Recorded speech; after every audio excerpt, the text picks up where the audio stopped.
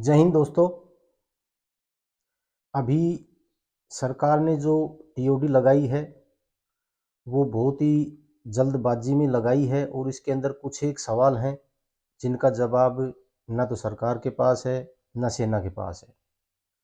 ये जो सवाल हैं वो नंबर एक, जो हमारी टीओडी लगी है ये सभी ट्रेड्स के ऊपर लगी है, जिसके अंदर clerk, technical, nursing assistant, tradesman और जीडी।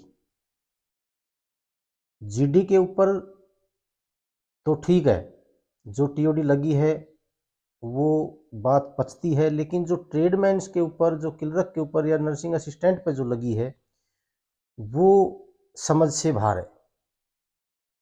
नंबर एक, क्लर्क। क्लर्क जब भर्ती होगा, टेक्निकल भर्ती होगा, नर्सिंग असिस्टेंट भर्ती होगा और ट्रेडमैन जब भर्ती होगा, क्या वो 4 साल जीडी वाला काम करेंगे या अपना ट्रेड का काम करेंगे? अगर वो अपना ट्रेड का काम करेंगे तो नंबर एक बात तो ये है कि वो 6 महीने की ट्रेनिंग तो बेसिक करेंगे। उसके बाद अगर वो अपना ट्रेड का काम करते हैं तो उनकी लगभग 1.5 या 2 साल की ट्रेनिंग होती है। अगर वो ट्रेनिंग नहीं करते हैं तो वो अपना ट्रेड का काम नहीं कर सकते। अगर वो ट्रेड का काम नहीं कर सकते और जीडी की तरह उनसे 4 साल काम कराते हैं और उनको 4 साल बाद बाहर करते हैं तो फिर उनको उस ट्रेड में क्यों भर्ती किया गया? नंबर दो, क्लर्क एयरफोर्स और नेवी के अंदर। क्लर्क जो हमारा आर्मी में भर्ती होता है उसकी हाइट 162 सेंटीमीटर होती है कम से कम। उसके बाद नेवी के अंदर और एयरफोर्स में तो 152 ही होती है, ज़्यादा नहीं होती। वो जब 152 सेंटीमीटर या 162 सेंटीमीटर हाइट वाला बंदा जब 4 साल बाद बाहर आता है, जब वो अग्निवीर बन के बाहर आता है 4 साल बाद में, तो क्या हमारी स्टेट की गवर्नमेंट जो पुलिस के अंदर या एसएससी जीडी के अंदर क्या 162 सेंटीमीटर हाइट वाले को या 152 सेंटीमीटर हाइट वाले को भर्ती करेगी या नहीं करेगी? जो कोटा आपने 10% दिया है, अगर वो हाइट आप नहीं लेते हैं तो वो 10% उनके लिए क्या मायने रखता है?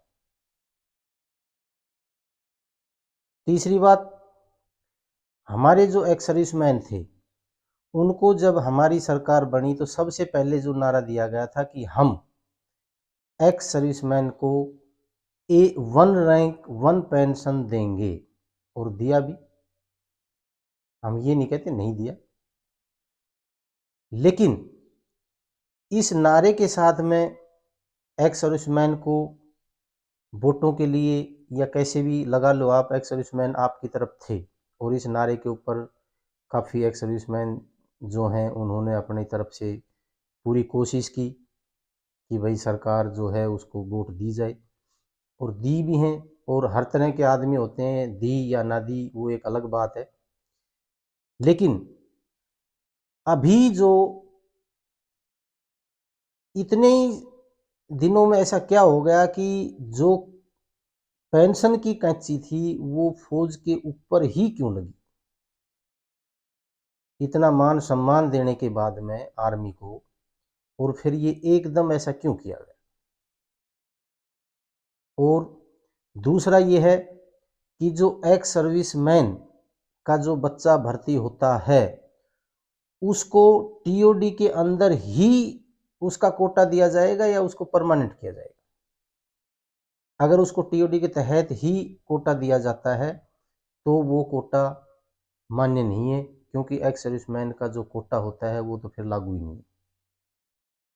अगर टीओडी के तहत वो बच्चा भर्ती होता है और 4 साल बाद आता है तो वो एक्स सर्विसमैन का कोटा खत्म है। दूसरा,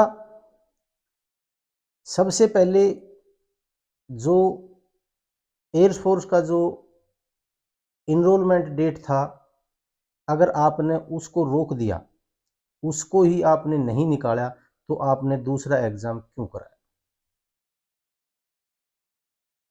सेंटरों के अंदर जो पहले भर्ती हुई थी उनका अगर एग्जाम नहीं कराया तो आपने उन्हीं सेंटरों के अंदर दूसरी भर्ती क्यों की?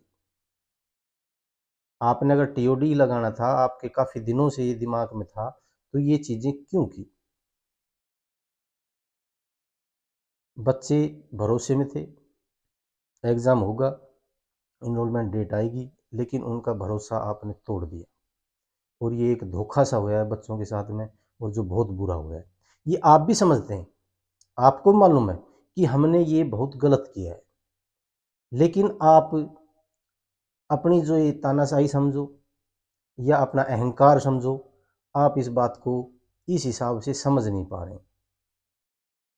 इसके लिए उन्होंने बड़ी मेहनत की थी, कोई 1.5 साल से कर रहा है, 2 साल से कर रहा है। अब ये देखो कि एक भर्ती को आर्मी की देखने के लिए एक बच्चा फिट होने के लिए कम से कम 2 साल प्रैक्टिस करता है, कम से कम। भर्ती होने के लिए 2 साल की प्रैक्टिस चाहिए और एक सैनिक, पूर्ण सैनिक बनने के लिए सिर्फ 6 महीने की ट्रेनिंग चाहिए। ऐसा नहीं हो सकता। दूसरा, हमारे जनरल पुरी ने भी कल मान्य है ये बात। उन्होंने ये बोला कि मैं बूढ़ा हूं। नहीं, मैं बूढ़ा बाहर से दिखता हूं, लेकिन अंदर से बूढ़ा नहीं हूं। अभी ये देखो आप, अगर जनरल साहब अभी बाहर से बूढ़ा ही दिखते हैं लेकिन अंदर से बूढ़े नहीं है, तो हमारा जो सैनिक है 4 साल बाद में वो बूढ़ा कैसे हो सकता है? ये सोचने वाली बातें हैं। उसके बाद में अगर जनरल पुरी, हमारे जो जनरल पुरी हैं, वो इंसर्जेंसी एरिया के अंदर किसी उसके ट्रुप्स के कमांडर हों और उस ट्रुप्स के अंदर 5 अग्निवीर हैं और 5 अपने जो परमानेंट सिपाही हैं या हवलदार हैं, जो भी हैं वो हैं, और उन्होंने एक अगर घर के अंदर मिलिटेंट बैठा है और उसको सर्च करना है अंदर, उस मिलिटेंट को अंदर जाके मारना है या सर्च करना है, जो भी करना है, उस पार्टी के अंदर क्या जनरल पुरी अग्निवीर को अपने साथ ले जाएंगे? नहीं ले जाएंगे। चाहे टीवी बैठ के कह दो कि ले जाएंगे, लेकिन जब ग्राउंड पर होंगे तो वो नहीं ले जाएंगे। उसके बाद में 1999 का जो कारगिल युद्ध हुआ था, ये बोल रहे हैं कि हम उसी समय से ये बातें चल रही हैं कि भाई ये इस प्रकार से किया जाए। क्यों? क्या 1999 के अंदर जो कारगिल युद्ध हुआ था, क्या हमारी सेना हार गई थी? अगर ये अग्निवीर होते तो कारगिल युद्ध के अंदर जो चढ़ाई थी या जो भी ऑपरेशन था, उसके अंदर ये चढ़ ही नहीं पाते। आप कारगिल जैसे युद्ध को इतना हल्का मत लो कि इनको 6 महीने की ट्रेनिंग वाले और उस कारगिल युद्ध को जीत लेते। आप जो ये बता रहे हो ना कि हमने यूथफुल चाहिए, यूथफुल चाहिए, 2 दिन हो गए कॉन्फ्रेंस करते, सिर्फ यूथफुल का जिक्र है और कोई जिक्र नहीं है। यूथफुल अगर आपको चाहिए तो इसके काफ़ी तरीके हैं। आप किसी भी प्रकार से वो तरीका अपना सकते हैं। तरीके कैसे हैं? पहले मैं अपने सीएम साहब, जो अपने खट्टर साहब हैं, उनका भी बताता हूँ। उन्होंने कल बोला है कि जो भी अग्निवीर वापस जो आएंगे उनको हम 100% नौकरी दें। आप ये इतने दावे के साथ कैसे कह सकते हैं कि जो भी आएंगे उनको 100% ही नौकरी देंगे? आपकी नीयत ठीक है, आप देना चाहते हैं, बहुत अच्छी बात है, आपकी बहुत अच्छी सोच है, हम इसके लिए आपके शुक्रगुजार हैं। लेकिन क्या गारंटी है कि जब ये अग्निवीर आएंगे, जब आपकी सरकार होगी? और हमारे तो हरियाणा के अंदर कोई भी ऐसी सरकार नहीं आई है जिसने पिछले वाली सरकार के लगे हुए बंदों को नहीं हटाया हो। कोई भी बता दो कि भाई उस सरकार के अंदर पीछे लगे हुए बच्चे हैं, वो नौकरी से नहीं हटे हों। किसी ने किसी में हटाया है, किसी ने किसी में हटाया है। चलो अच्छी बात है, आप 100% दे देते हैं तो बहुत अच्छी बात है, लेकिन ये नामुमकिन है। कहने में और करने में बहुत फ़र्क होता है। दूसरा, अगर आपने टीओडी लगाना है तो आप पहले सोचें समझें, हम ये चीज़ कर सकते हैं या नहीं कर सकते, इसमें युवा खुश हैं या नहीं खुश है, देश खुश है या नहीं खुश है। अगर देश खुश नहीं है, हमारी प्रजा ही खुश नहीं है, तो उस राजा को वो चीज़ थोपने से कोई फ़ायदा नहीं। अगर युवा चाहते हैं कि टीओडी लगे, और अगर आपने टीओडी लगाना भी है तो आप इस प्रकार लगाए कि आधी भर्ती परमानेंट की अलग हो और टीओडी की आधी अलग हो। उसके अंदर आपको वॉलंटियर मिल जाएंगे, आधी वैकेंसी इधर करो आधी इधर करो, उनको ही फिर रिसाइकल करते रहो, आपकी पेंशन ही बच जाएगी, आपकी तनख्वाह बच जाएगी, आपका रक्षा बजट में भी फर्क पड़ेगा। लेकिन ये जो 40,000 बंदे लगेंगे, ये 40,000 4 साल के लिए कुर्ण कुर्ण ही करके नौकरी करेंगे। पता नहीं मैं पक्का हूँ या नहीं हूँ, मैं जाऊँगा कि रुकूँगा, इनके यही चिंता रहेगी 4 साल। हमारा एक 2019 की जो भर्ती थी, वो फरवरी 2020 के अंदर रोहतक एआरओ की भर्ती हुई थी। उसके बाद कोरोना की वजह से उसका जो रिटर्न टेस्ट है वो 1 नवंबर को हुआ था, 1 नवंबर को, यानी कि पूरे 9 महीने बाद में वो रिटर्न हुआ था।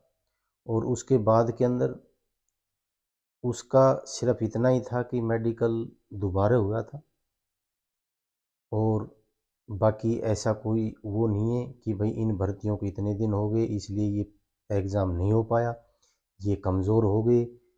तो वो जो भर्ती का एग्ज़ाम हो सकता है 9 महीने बाद में, तो इन भर्तियों का एग्ज़ाम क्यों नहीं हो सकता। और इनमें तो कुछ भर्तियां ऐसी हैं जिनको 6 महीने भी नहीं हुए। ये जो भी बहाने हैं इनको बनाने की वो नहीं है। आपने जो भी काम करना है वो बिल्कुल फेयर करना है। मेरी युवाओं से ये रिक्वेस्ट है, गुजारिश है कि कोई भी युवा असंवैधानिक काम ना करे। आप अगर संवैधानिक तरीके से काम करेंगे तो आपको हमारी जहाँ भी ज़रूरत हो हम तैयार खड़े, हम आपके साथ हैं, कभी पीछे नहीं हटेंगे। लेकिन आपने असंवैधानिक काम किया, चाहे आप हमारे को बुज़दिल बताओ, चाहे आप हमारे को डरपोक बताओ, चाहे कुछ भी बताओ, हम आपके साथ बिल्कुल नहीं। आगजनी करना, देश की संपत्ति को नुकसान करना, ये बहुत गलत बात है। ये देश प्रधानमंत्री का या सरकार का या मंत्रियों का ही नहीं है, ये देश आपका और हमारा। उतनी जिम्मेवारी उनकी है और उतनी ही जिम्मेवारी हमारी। मेरी सरकार से विनती है कि इस टीओडी के ऊपर एक बार बैठ के तसल्ली से फिर विचार किया जाए, क्या ये सही है या नहीं है, क्या हमारी जनता चाहती है या नहीं चाहती। अगर हमारी जनता नहीं चाहती, हमारे युवा नहीं चाहते, तो इसके ऊपर आपने रिसर्च करना चाहिए। बाकी जो सोच है वो सरकार की कैसी है कैसी नहीं है वो सरकार जाने। बाकी मेरी सभी से ये निवेदन है कि किसी प्रकार का असंवैधानिक काम ना करें। जय हिंद, जय भारत।